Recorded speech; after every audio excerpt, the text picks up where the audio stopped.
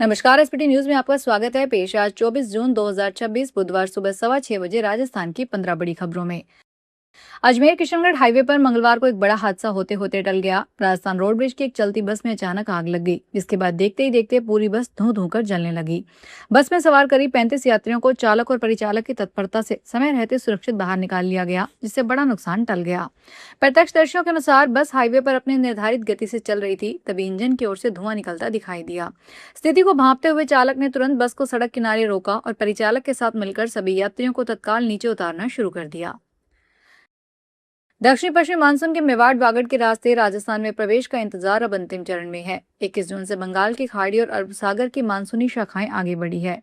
महाराष्ट्र, मध्य प्रदेश और छत्तीसगढ़ में बारिश शुरू हो गई है। इसके प्रभाव से दक्षिणी राजस्थान, खासकर मेवाड़ वागड़ क्षेत्र में भी इस सप्ताह मानसूनी गतिविधियां तेज होने की संभावना है। हालांकि शुरुआती दौर में मानसून कमजोर रह सकता है और बहुत अधिक बारिश की उम्मीद नहीं है। मौसम वैज्ञानिकों का कहना है कि अगर परिस्थितियां अनुकूल होती है तो मानसून राजस्थान में 28 जून के बाद ही प्रवेश करेगा। मानसून की देरी से किसानों की निगाहें मौसम पर है।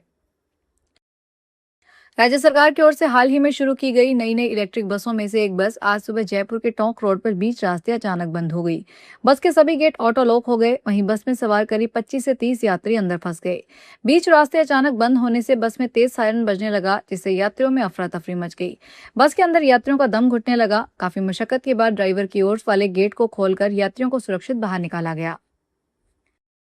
राष्ट्रपति द्रौपदी मुर्मू मंगलवार को राष्ट्रपति भवन में दूसरे चरण के पद्म पुरस्कार दे रही है। इस समारोह में देश की 65 हस्तियां सम्मानित हो रही है। समारोह में पूर्व सुप्रीम कोर्ट जज केटी थॉमस को जनसेवा और मलयालम पत्रकार पी नारायणन को साहित्य के क्षेत्र में योगदान के लिए पद्म विभूषण से सम्मानित किया गया। इसके अलावा singer Alka Yagnik, actor Mammootty, America में कार्यरत प्रख्यात ऑन्कोलॉजिस्ट डॉक्टर दत्तात्रेय नायडू नोरी और भारतीय टेनिस खिलाड़ी विजय अमृतराज भी शामिल रहे। क्रिकेट में विशेष योगदान के लिए रोहित शर्मा को पद्मश्री से सम्मानित किया गया। मुख्यमंत्री भजनलाल शर्मा ने मंगलवार को नई दिल्ली में केंद्रीय जल शक्ति मंत्री सीआर पाटिल और हरियाणा के मुख्यमंत्री नायब सिंह सैनी के साथ यमुना जल परियोजना से संबंधित बैठक में भाग लिया।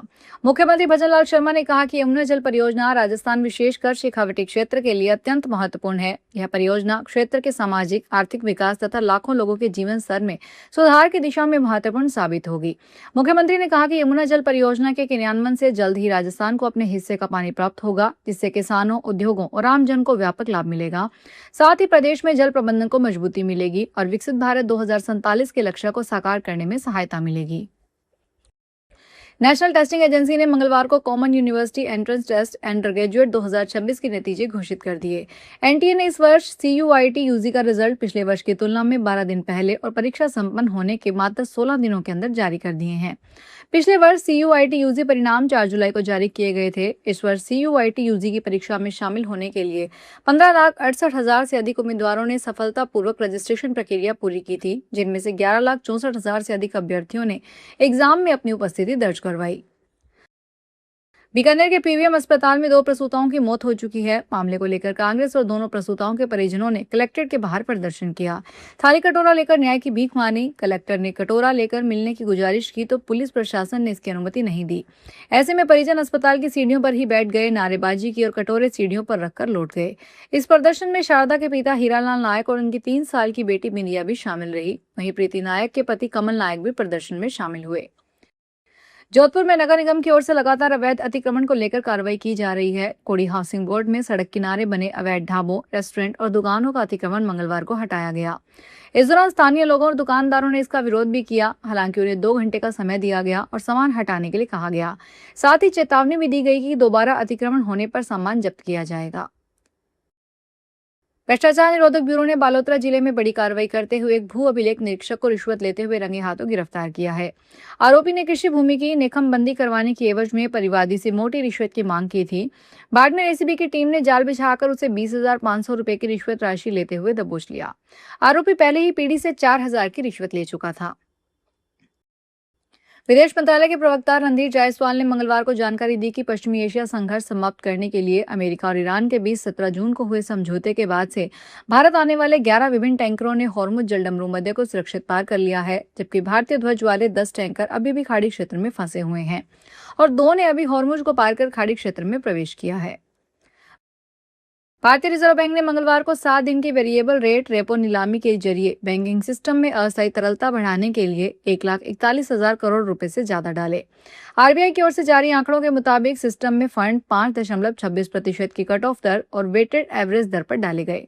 तरलता में कमी की वजह से ओवरनाइट मनी मार्केट रेट्स पर दबाव बढ़ गया। Weighted average call money rate 5.43% पर ट्रेड कर रहा है, जो आरबीआई के रेपो रेट से 0.18% अधिक है।